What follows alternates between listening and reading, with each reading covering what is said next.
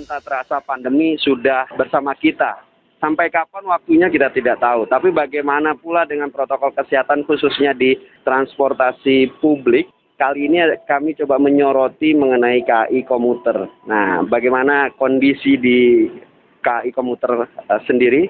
Kita langsung menyapa bersama Manajer External Relation PT KCI Adli Hakim. Mas Adli, selamat pagi Mas Adli. Selamat pagi Mas Danang dan para pendengar. Mas Adli, 9 bulan gak terasa pandemi dan PSBB juga tetap diberlakukan sampai dengan saat ini dari awal pandemi terjadi pada bulan Maret. Dan KAI Komuter atau dulu namanya adalah KCI Komuter Line ini sangat berdampak. Sejauh ini bagaimana 9 bulan ini? Baik, terima kasih. Jadi untuk selama 9 bulan kami menghadapi pandemi ini tentu bersama seluruh masyarakat Indonesia dan bahkan dunia ya yang merasakan kesulitan-kesulitan, tantangan-tantangan yang sama. Jadi yang paling awal kami bangun adalah tentu menerapkan protokol kesehatan baik kepada para pengguna maupun kepada para petugas kami sendiri yang melayani pengguna ya. Jadi karena protokol kesehatan ini adalah sesuatu yang baru, butuh proses yang lama ya. Tapi kami melihat dari 9 bulan ini alhamdulillah cukup baik, berhasil diikuti oleh masyarakat, oleh para pengguna KRL, para petugas pun cukup ketat melaksanakan protokol. Sekarang sudah masukan dari para pengguna yang agak unik ya, karena kami juga tanda kutip dianggap terlalu ketat. Intinya perubahan budaya untuk menerapkan protokol kesehatan di transportasi publik ini mulai bisa berjalan ya, tentu setelah kita menghadapi pandemi ini cukup lama selama 9 bulan ini ya. Yeah. Dari sisi lain, tentu dari segi volume pengguna, kami yang biasanya melayani 1 juta pengguna per hari sebelum pandemi sempat kehilangan hingga 80% pengguna kami, jadi hanya melayani sekitar 250.000 pengguna itu per hari. Itu sekitar bulan apa Mas? Sampai dengan 80% penurunannya itu? Itu di awal-awal ketika mulai dihimbau orang-orang untuk beraktivitas dari rumah, kebijakan PSBB, itu tentu mobilitas masyarakat sangat berkurang, tapi memang itu bagian dari upaya pemerintah untuk menghambat penyebaran COVID-19 ya, dan itu terjadi di awal-awal ya, bulan Maret, April, Mei, seperti itu. Ya. Tapi ketika masuk ke PSBB transisi sudah mulai ada peningkatan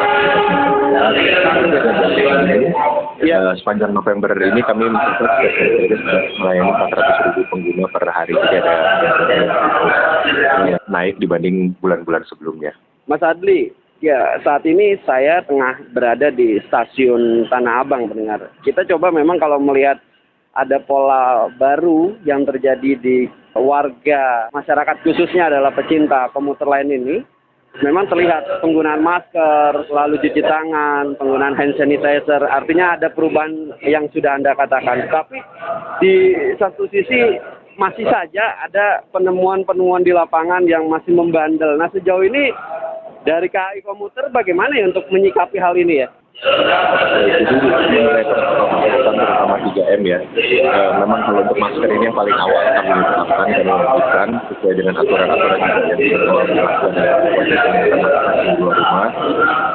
Kemudian secara bertahap diikuti dengan pencuci tangan dan disediakan fasilitas tambahan di semua stasiun KRL.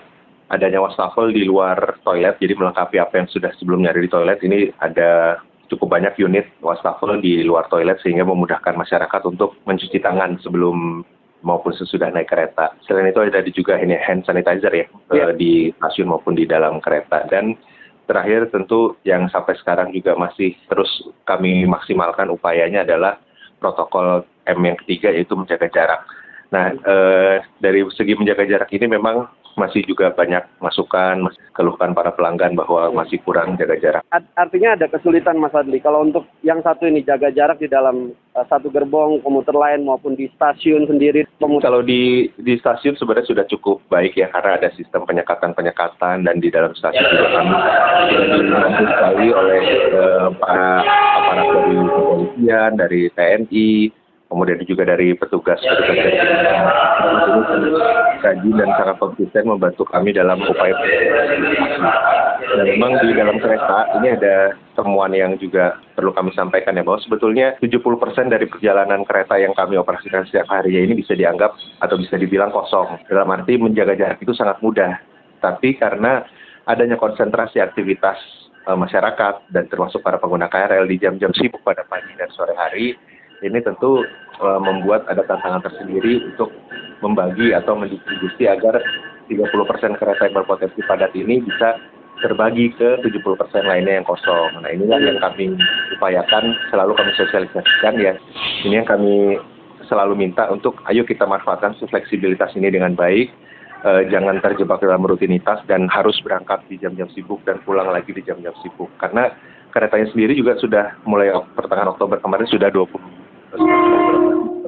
sebelum pandemi ya, dari jam 4 pagi sampai 24.00 setiap harinya. Jadi sebetulnya banyak sekali pilihan masyarakat untuk bisa mengatur perjalanan dengan KRL dan untuk bisa menghindari jam-jam sibuk, menghindari kepadatan dengan menggunakan kereta yang kosong tadi, yang biasanya berada di yang di luar jam-jam sibuk ya.